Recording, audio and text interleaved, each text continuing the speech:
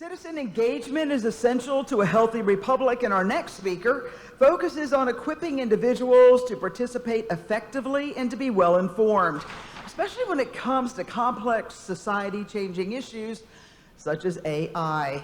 We are fortunate to have her with us today, all the way from Washington State, to share her expertise on this vital topic of AI. Pam Leslie, she is the Executive Director of the Center for Self-Governance, helping citizens understand how government works, how to influence public policy through informed constitutional engagement. Please welcome Pam Leslie.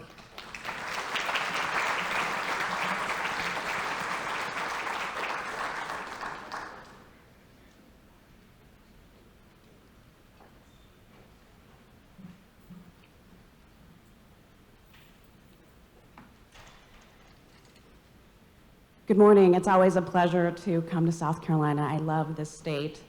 Thank you, Diane, and everyone who took part in making this happen. I'm going to go ahead and get started. In 1787, when the Constitutional Convention ended in Philadelphia, a woman approached Benjamin Franklin and asked the question that would echo into history. What have we got, doctor? A republic or a monarchy? The woman asking the question was Elizabeth Willing Powell. Franklin's answer was simple and profound. A republic, if you can keep it. Now think about that answer for a moment.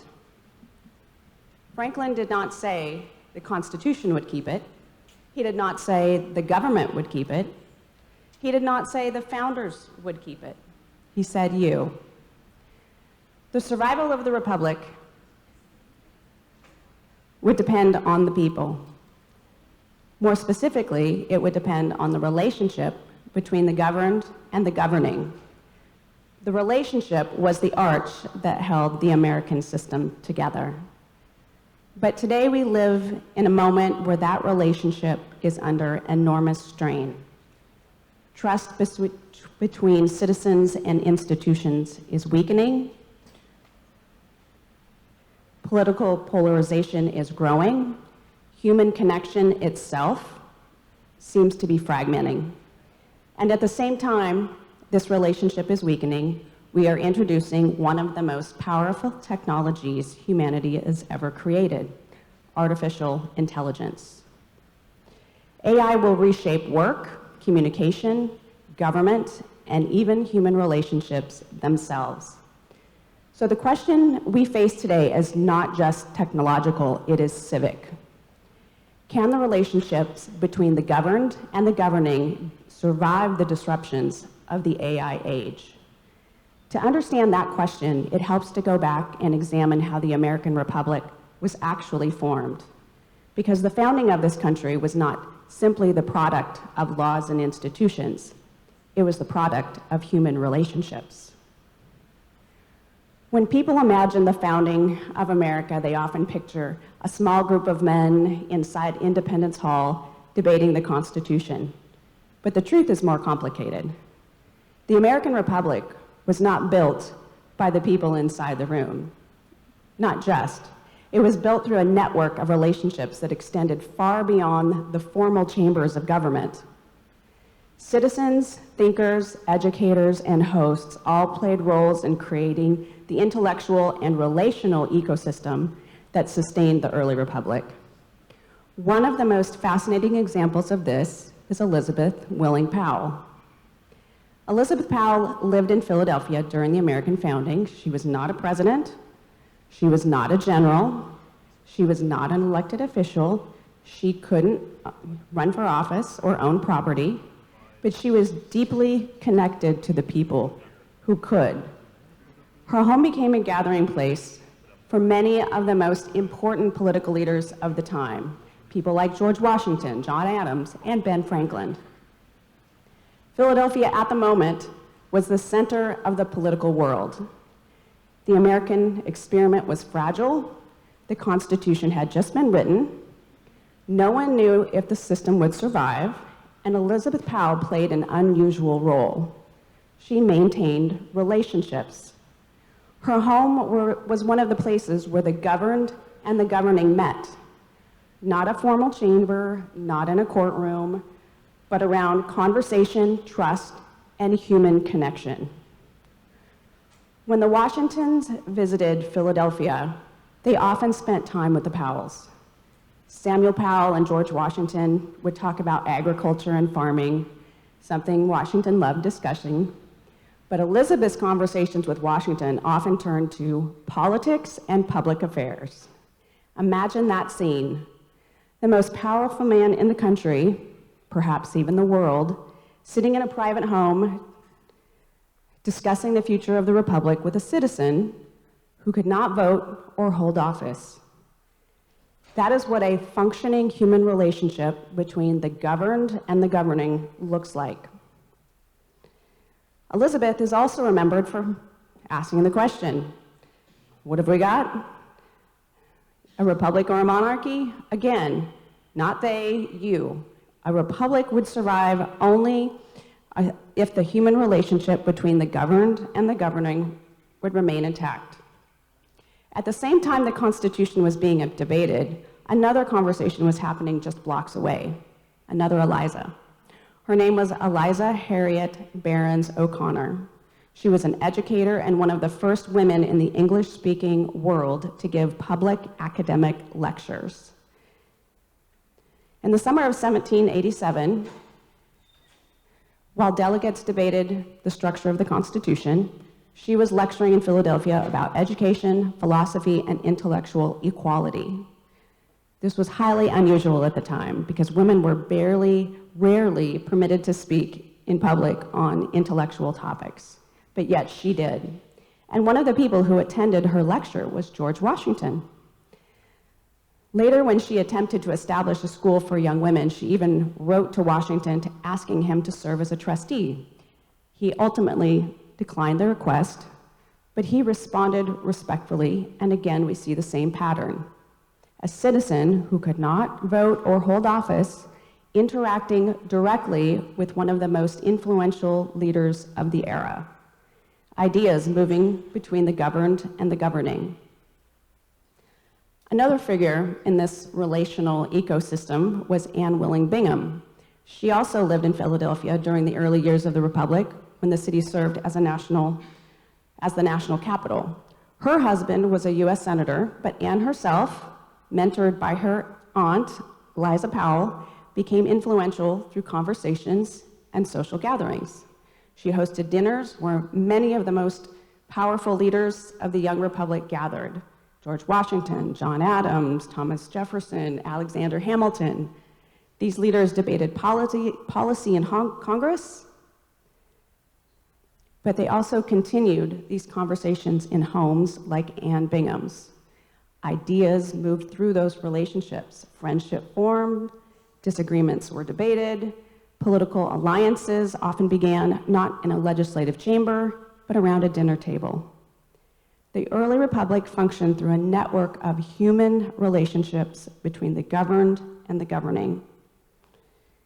Even the most famous founders depended on those relationships. John Adams and Thomas Jefferson began as allies during the American Revolution, but partisan politics eventually drove them apart. By the early 1800s, they had stopped speaking entirely. For more than a decade, the relationship between them collapsed. And then something remarkable happened.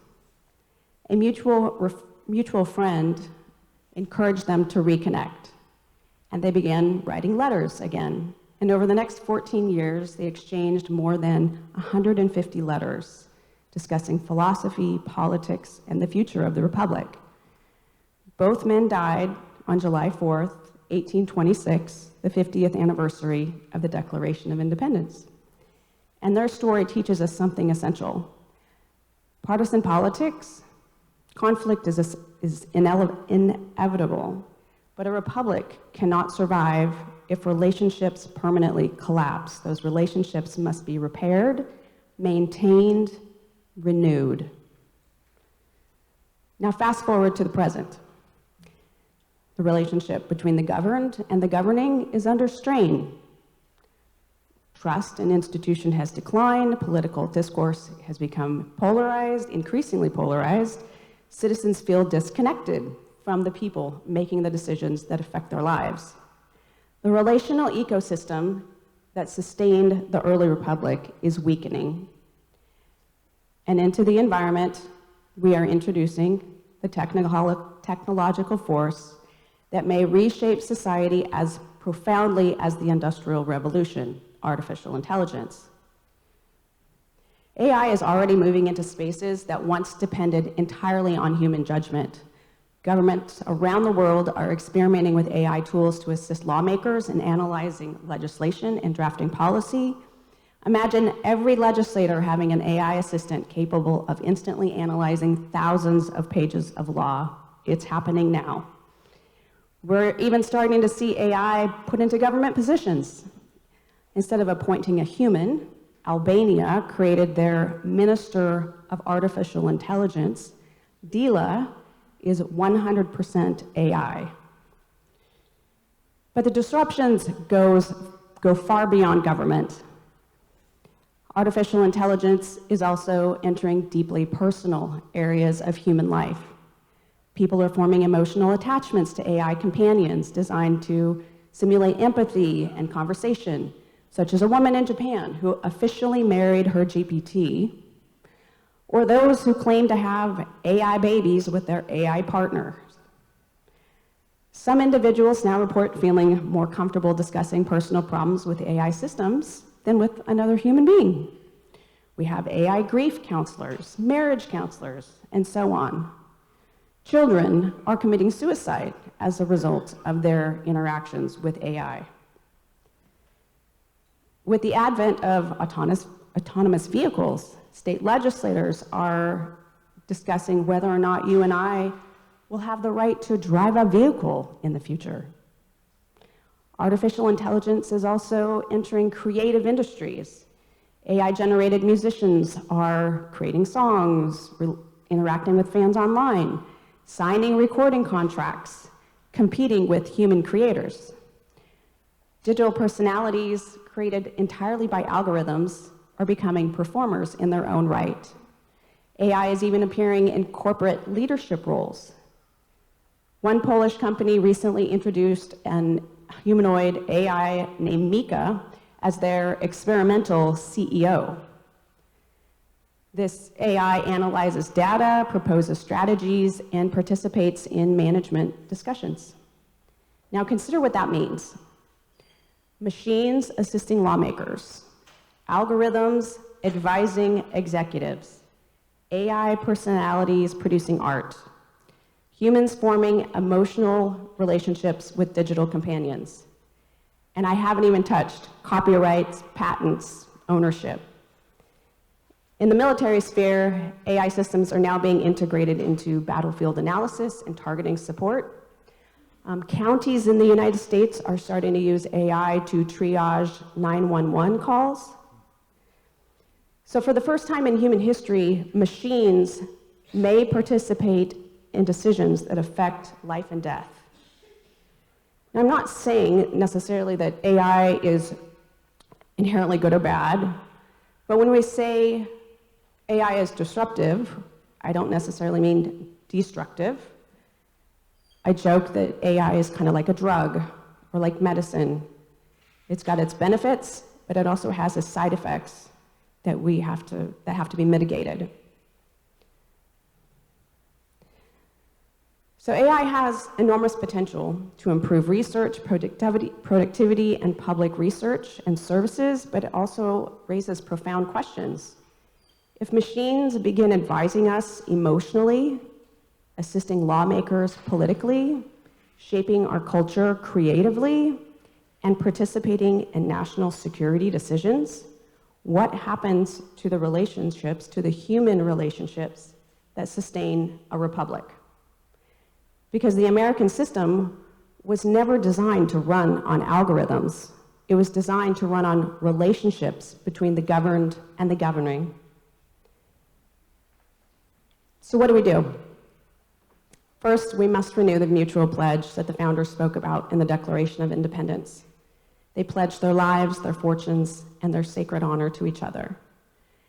The American system depends on that spirit of responsibility. Second, we must rebuild the relationships between the governed and the governing.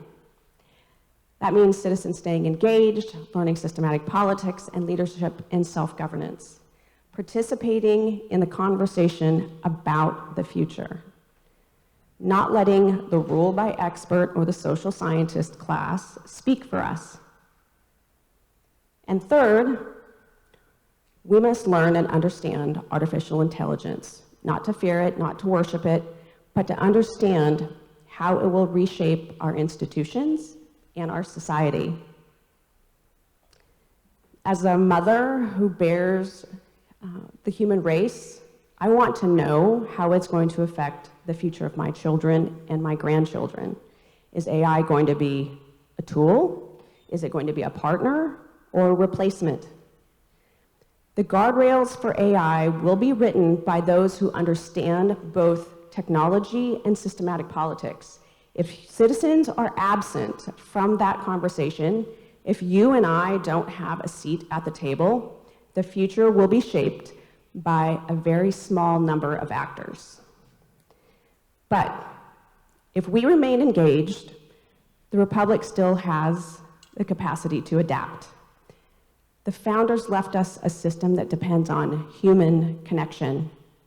The question we face today is the same question implied by Ben Franklin in 1787. Can we maintain the human relationships between the governed and the governing? Because a republic is still, as Franklin warned, a republic if we can keep it. Tomorrow, just as a result of the conversations that we've had last night and today, Center for Self-Governance will be teaching 2 classes at the Melting Pot in Columbia. The first class at noon is now going to be a class on it's an introduction to artificial intelligence for those that you would like to attend. It seems to be a popular topic that everyone was interested in, so we made the executive decision to switch out the politics class to an introduction to AI. So hope to see you guys there.